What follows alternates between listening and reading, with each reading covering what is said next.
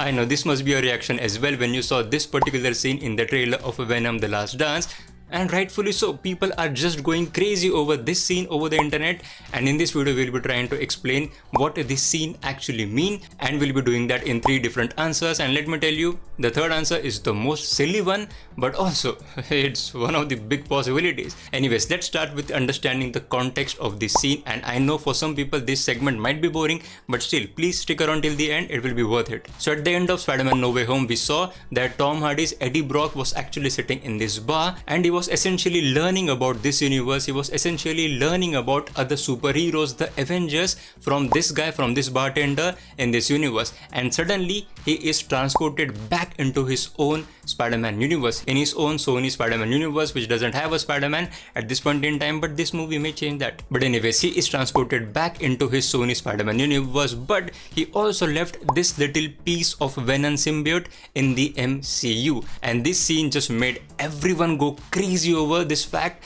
that in the next Spider-Man movie, in the next Tom Holland Spider-Man movie, we may get to see Venom in our universe, and finally we'll get to see the fight between Venom and Spider-Man. And for the longest time since this scene came out, everyone was thinking about the same, that this was done to set up the appearance of Venom in the MCU. But now in the trailer of Venom The Last Dance, we can see this scene in which we can clearly see that this military man, he is actually collecting the Venom symbiote alongside this guy. And if you compare these two pictures, now the left hand side picture is definitely from Spider-Man No Way Home's end credit scene, and the right hand side picture is from Venom The Last Dance's trailer. Now you can see there are a few differences between these two pictures. First of all, the background is different. Second of all, this guy over here, the bartender, his hair is different.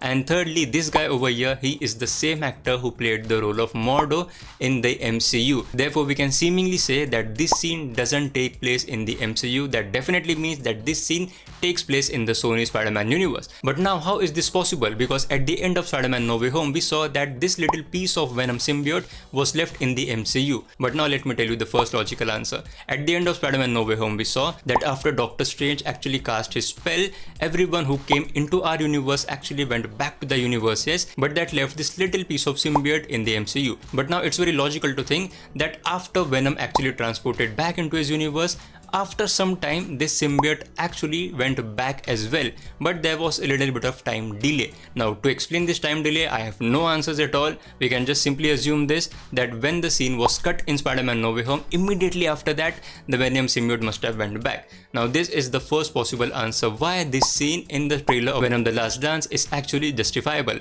But now if you think about the consequences of this scene in the MCU, now this actually means that the Venom symbiote is no longer in the MCU. But let me remind you, a few weeks back we also got some information about the plot of Spider-Man 4, the tentative plot of Spider-Man 4, which actually consisted of a little bit of an appearance of the Venom symbiote.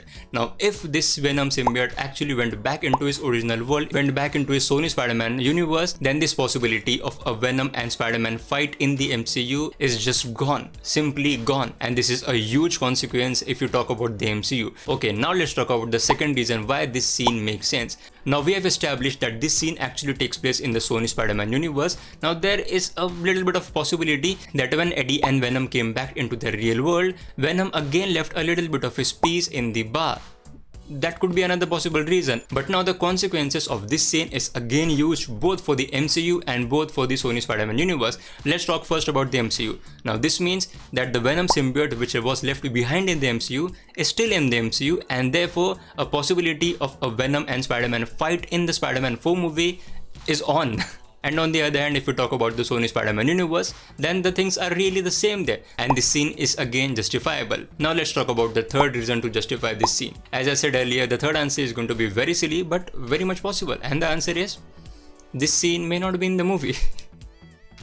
As I said, it was a very silly answer, but it is possible because of the history of Sony. Let me remind you what happened when the trailers of Morbius were released. We saw this scene which was in the trailer, but it was not in the movie. There were many other references to Spider-Man which were in the trailers but were not in the movie, and this scene which we are seeing right now in the trailer of Venom The Last Dance may simply not be in the movie. It would have been put here to just mess with our heads. It's a possibility. But on a side note, let me tell you, the trailer of Venom The Last Dance had a lot of Easter eggs to Spider-Man, and a lot of things were actually coming true which we heard earlier about the plot. We'll talk about all of these things in a separate video, but until then I would request you to please check out this playlist. This is the playlist in which I have uploaded all the Spider-Man 4 update videos, so you can check that out. And as always, thank you so much for watching.